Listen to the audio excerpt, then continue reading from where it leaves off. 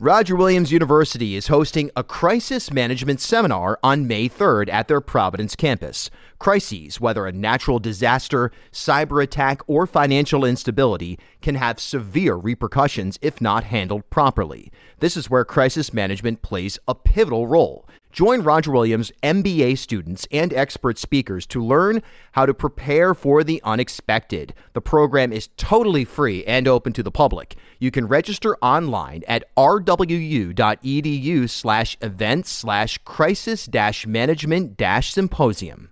This is the Bartholomew Town Podcast. I was actually surprised. I haven't been here since before the pandemic, and it feels great to be back here. I was looking at the artwork. I was looking at some of the magazines and photo books that you've selected. You've really carved out an identity down to, it seems like, every detail as mayor.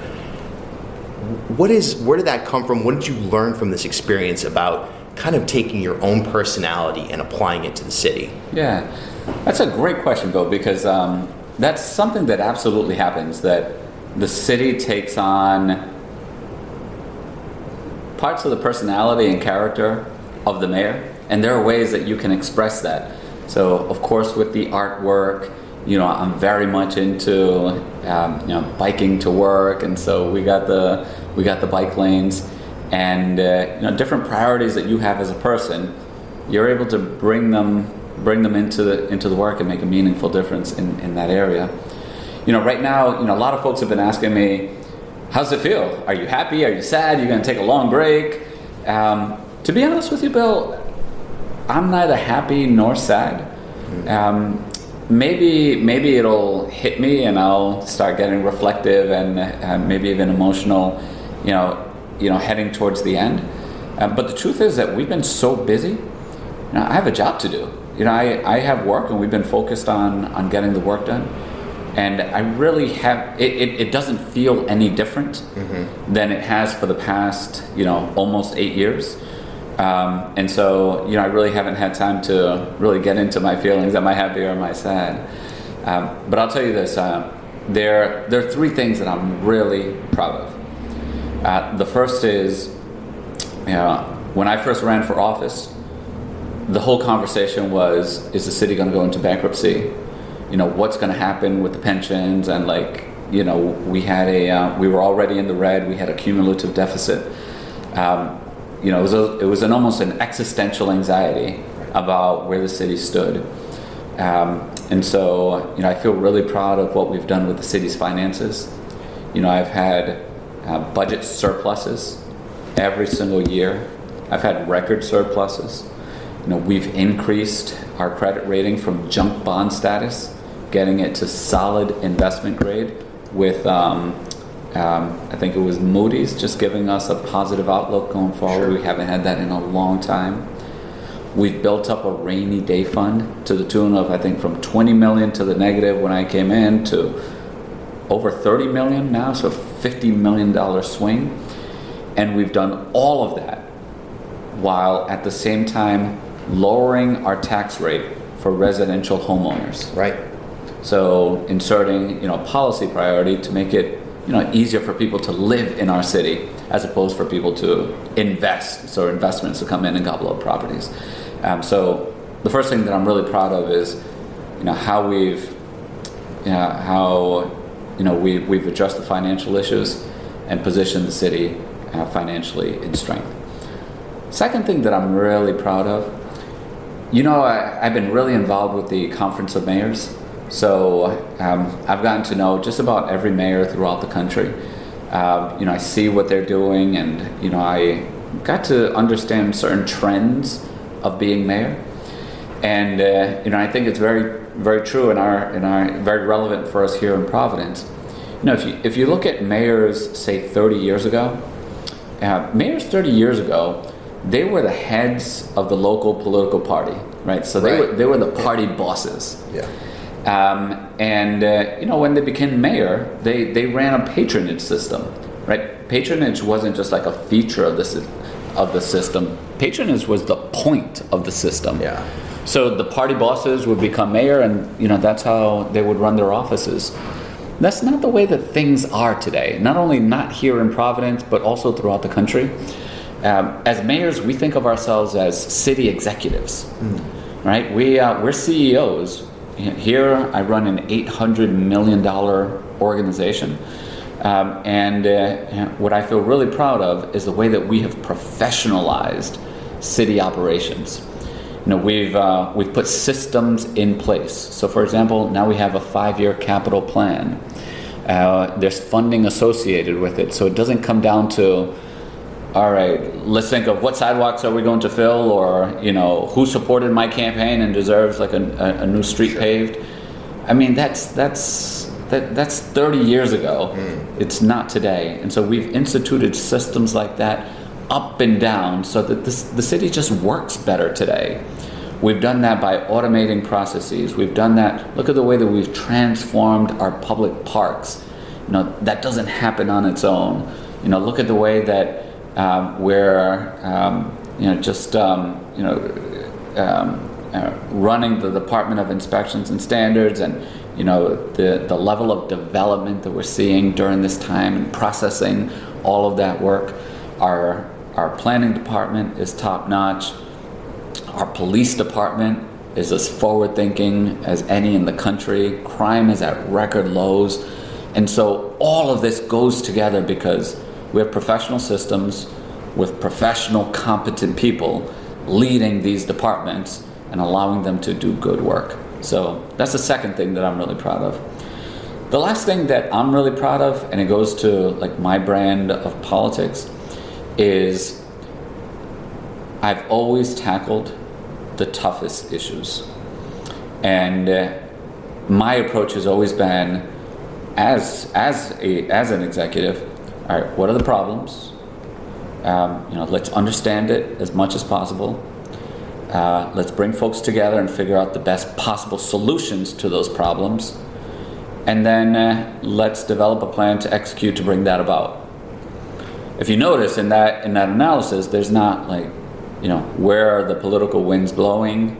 What are the political consequences? What does this say about like my future and my political future? Sure. It's about getting the job done. And during my time, I know that I've clashed with pretty much every single city union and various important stakeholders out there. But never has it been gratuitous. It's always been because I've identified an important problem that we need to overcome, and then we work to address it. So never shying away from the tough problems, particularly when they're politically tough problems, and pursuing them successfully to where we are today. It's really interesting stuff, and I wonder how much the public knows of, especially the second point there. Hey, things have changed. People around here may have this vision of corruption or political favoritism and so on and so forth. And I wonder, of those three things, if there is one, what would you say, or maybe they amalgamate into one, what's the Elorza doctrine? When there's some book in City Hall in 150 years that someone pulls off that recaps your legacy or your time as mayor, probably be sooner than 150 years, but in other words, when people look back, what is that sort of succinct way of explaining your 2 terms as mayor? So that's a great question, Bill, and I don't have a fully formed opinion on this, but sort of, in the grand scheme of things, sort of the larger narrative of mayors of the city of Providence, I think that during my time, the city took a big leap forward in professionalizing how we operate. It didn't start with me. Certainly didn't start with me, and it won't end with me because there's still a lot to do. But when you chart the process, the progress, I think folks will look back and see that my 8 years significantly accelerated the professionalization of how City Hall is run. We're not the party bosses anymore. We don't run patronage systems. We get stuff done. And the reason why I think that's so important is because, we're also situated within a larger political environment, and everyone is so frustrated with where Congress is right now. Politics is it's not about getting stuff done, it's almost the performance part of it. But local government is the last place in American government where it's still about getting stuff done. And if you're focused on professionalizing the systems so that you can not just get more stuff done, but do it at a high level, then we're accomplishing, we're doing right by what we were elected by our constituents. So, I feel really good about that. There's of course going to be, part of your terms as mayor there'll always be discussion about the education situation. Yeah. So it's tough to frame it even in a podcast format. It's tough. You could probably do a documentary series on Providence's schools or Providence schools, I should say. But right now, when you look at the current situation, the state takeover, the incoming mayor, the school board, whatever it may be, just what's your kind of instinct, your kind of thought on where things are and where you'd like to see them in, let's say, a couple of years? Yeah, that's another great question, one that I feel very, very passionately about. So, the unfortunate reality is that the schools today are no better than when I took office. And we recently did a press conference with Mayor Taveras and Mayor Paolino. And I'm not sure if they would phrase it in the same way, but I think that they would think the same way. The schools were no better when they left than when they came in. Mm-hmm. So, we've had this situation of failing schools for 30, 40 years. And what I hope the next mayor does not do, I hope the next mayor does not come in with the mentality of, I am going to fix the schools. Somehow, Mayor Paolino wasn't able to. Mayor Taveras wasn't able to. Mayor Elorza wasn't able to. But somehow I am going to be able to. Right. And I'll admit, I made that mistake coming in, that, I am going to fix them. Because, we're going to bring in new people, we're going to have a different approach, and, we're just going to be intensely focused on it. What I came to understand is that it's not about the people, it's not about caring enough, it's not about the strategy, it's not about executing well enough. The problems are structural. So there are three things. It's a trifecta that holds us back.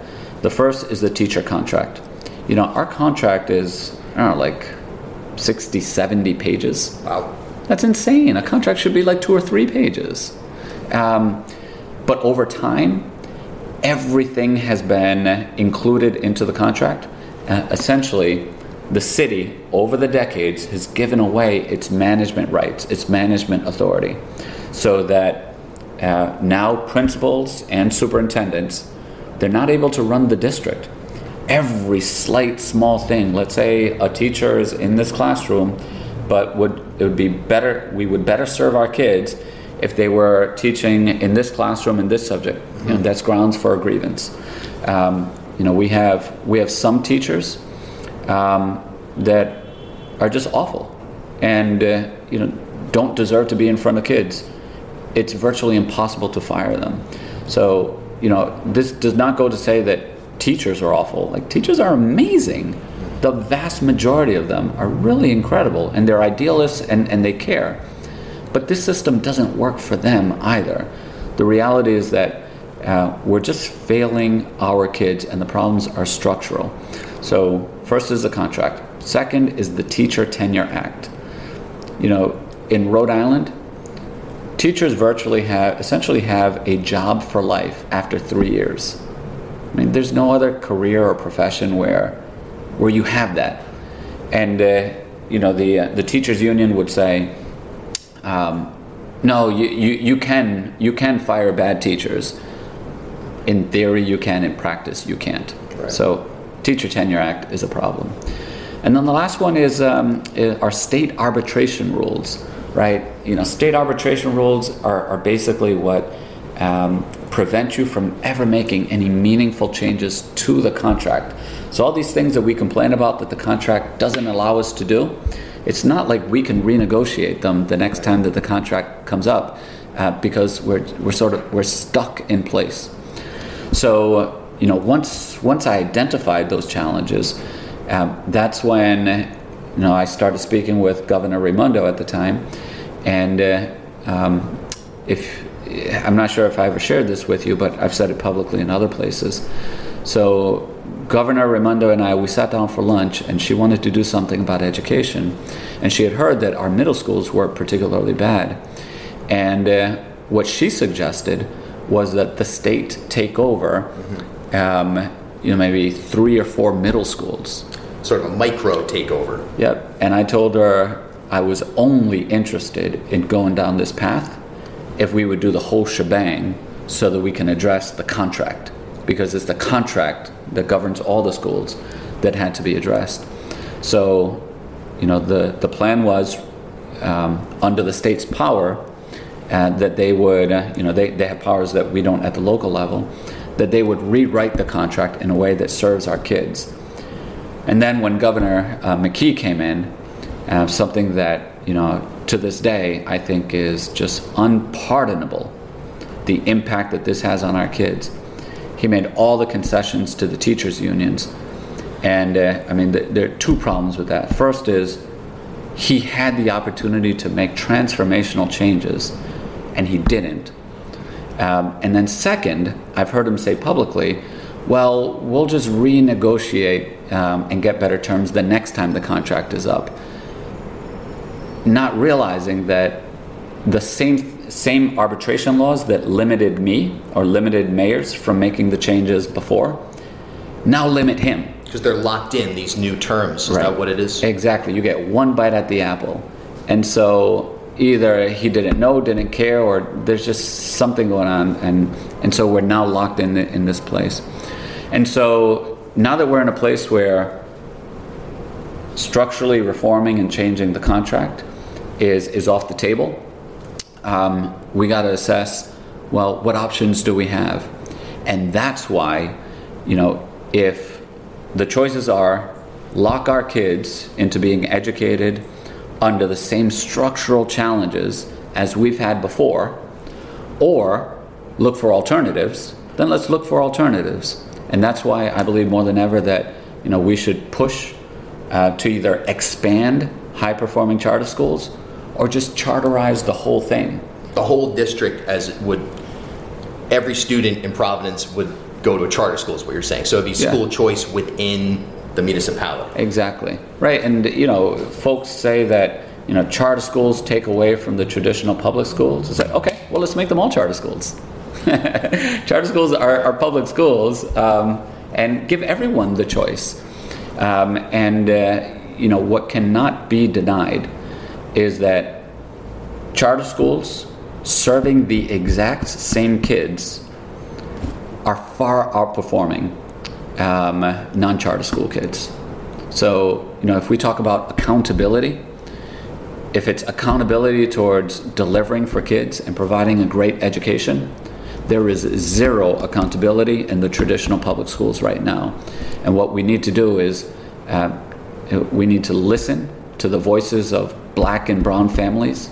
92% of the kids in our system are black and brown. Their parents, they're voting with their feet. They're signing up for the wait lists at these charter schools.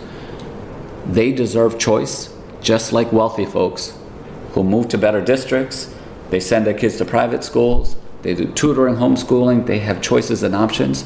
Poor people deserve options too. That's a powerful discussion that, again, we probably could have done an entire podcast on. We're close. I know you have a meeting to get to. So I just wanted, there's a lot of things that will define your tenure as well. The reparations, that's certainly critical. I think back to, it was in Dexter Park when that was announced and that presentation, and there was a question that came up of lack of representation of minorities in our media. And that's something that it's just so obvious, and it's a piece of the reparations puzzle.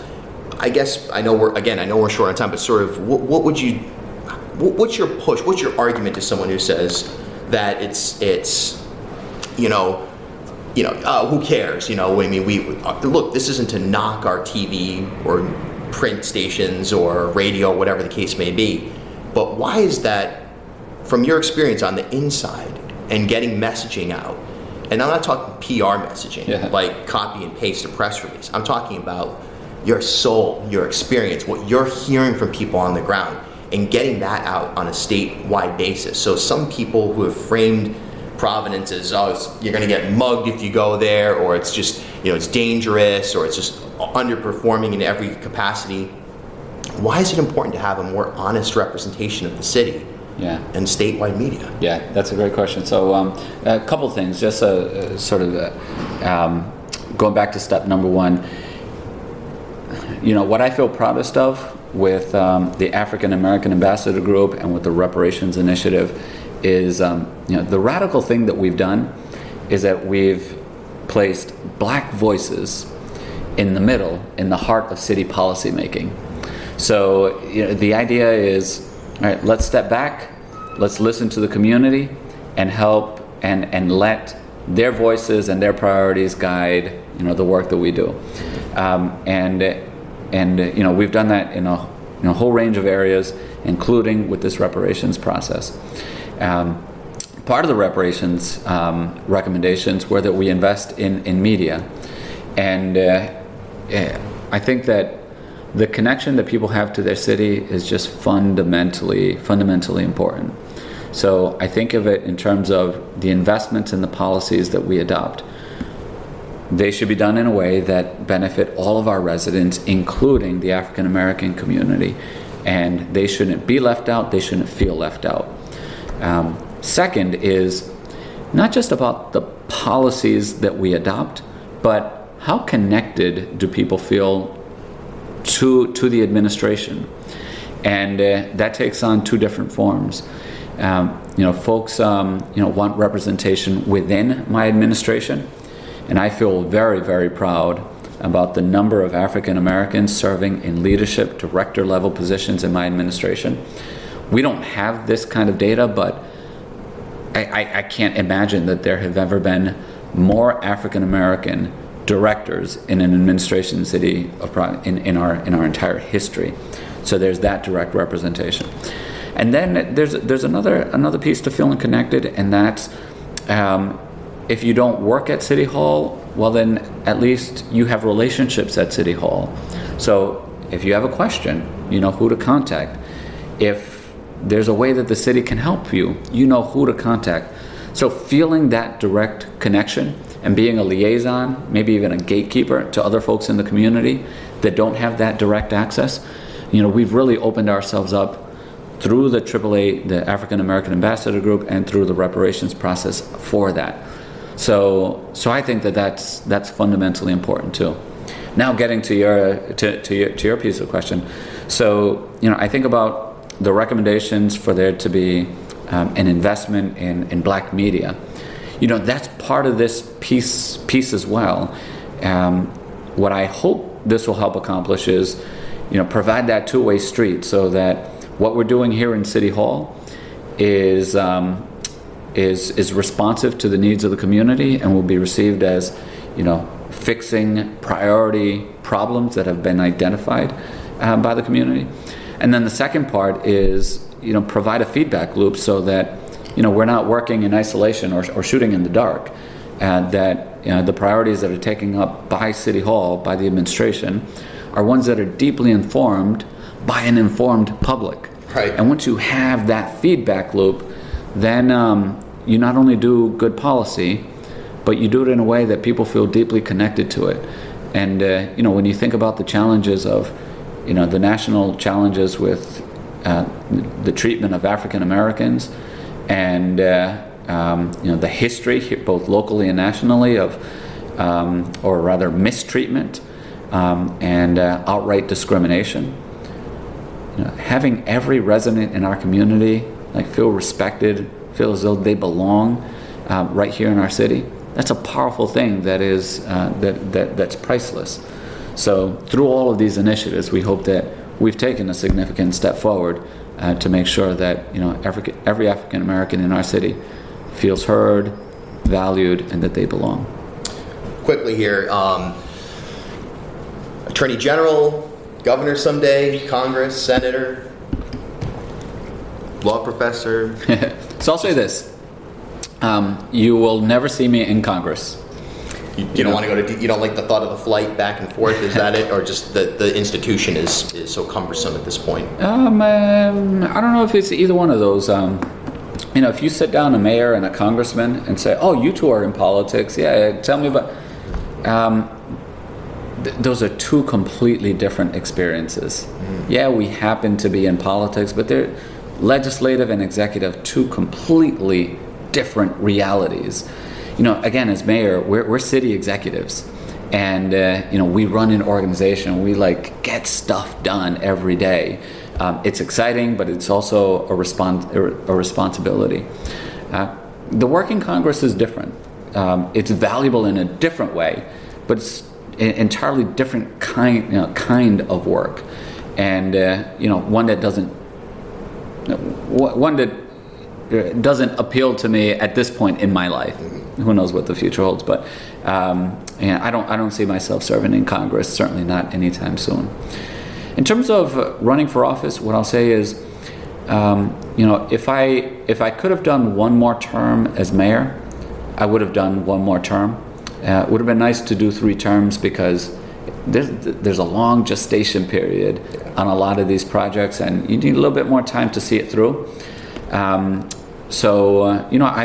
would have remained in this a bit longer.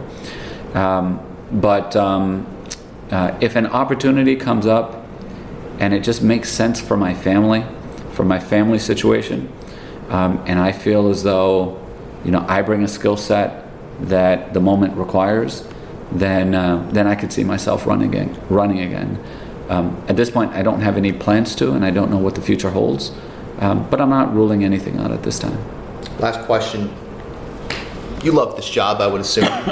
You say it hasn't hit you yet, quote unquote, that it's going to wrap up soon. But what do you want the city to know about Jorge Elorza, the person, and how this job has changed you and kind of changed the way that you wake up in the morning and look at the world?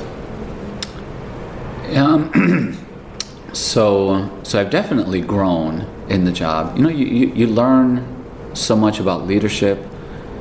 You learn about administration. Running a large administration, doing it well, and you grow as a person too. How you handle adversity, and what I hope the public has learned about me is that I'm a person who brings integrity to their job. I'm an honest person. I have an intense work ethic.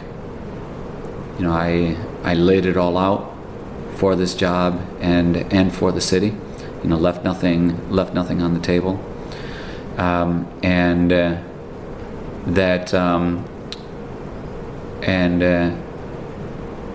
That I surrounded myself by capable, competent, honest people who believed in the mission. They were mission driven, and I allowed them to do good things. And if you have that, where a person is honest, they work hard, and they surround themselves by good people, I'll trust that person to be the mayor of my city any day. Mayor Elorza, thanks for your time, and great to be back in City Hall. Yeah, great to see you. The legalization of recreational cannabis going into effect this week can open doors for your career. If you are already in the industry or wondering what the best path to break into the cannabis field is, well, the University of Rhode Island has a program to help you become highly competitive in numerous areas of the cannabis industry. Fully accredited by URI's College of Pharmacy, the certificate program is 100% online and can be completed in 2 semesters. The next application deadline for the summer 2023 session is April 4th, and courses start May 9th. Learn more at uri.edu/online/cannabis or give them a call at 401-874-5280. At HealthSource RI for Employers, we provide access to health insurance to more than 1,100 local businesses and nonprofits, and 96% of them renew through us every year. Maybe it's our choice of 19 different health plans, our 10 years of customizing solutions, or our one local team of dedicated experts helping employers find quality health insurance. See how our numbers stack up for you. Learn more at healthsourceri.com/employers.